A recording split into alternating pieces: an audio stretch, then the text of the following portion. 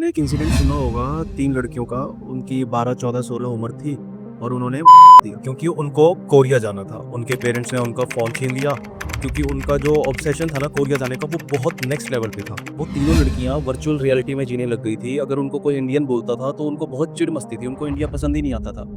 उनका ऑब्सेशन इतना हाई था कोरिया के लिए। आपको क्या लगता है कि ऐसा क्यों होता है? ऐसा इसलिए होता है क्योंकि जब हम बड़े होते हैं ना, ये हमारे बॉडी का एक बायोलॉजिकल कोड है कि हमें एक आइडल चाहिए होता है। पहले के टाइम पे क्या होता था, बच्चों को भक्ति में डाल दिया जाता था कि वो विष्णु भगवान का भक्त, हनुमान जी का भक्त, ठीक है?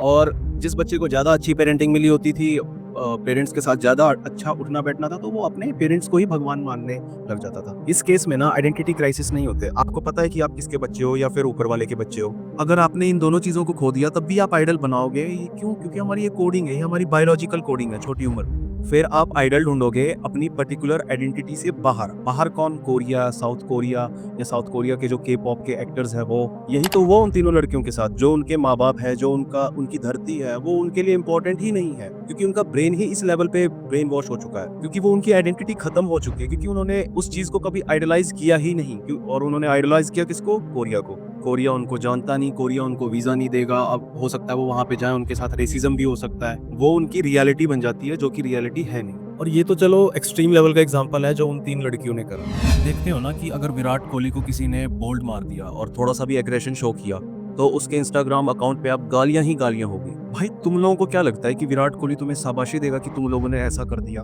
क्यों करेगा? वो तुम्हें जानता ही नहीं है। फिर तुम्हारा जो ये ऑब्सेशन है वो कहाँ से आ रहा है? क्योंकि तुम्हारी खुद की कोई सेल्फ आइडेंटिटी ही नहीं है। क्योंकि तुम खुद अपनी पहचान नहीं जानते। तुमने अपनी आइडेंटिटी एक सेलिब्रिटी के साथ जोड़ दी हुई है, जो कि 100% ऑफ द टाइम कैटास्ट्रोफिकल रिजल्ट में ही एंड करेगी।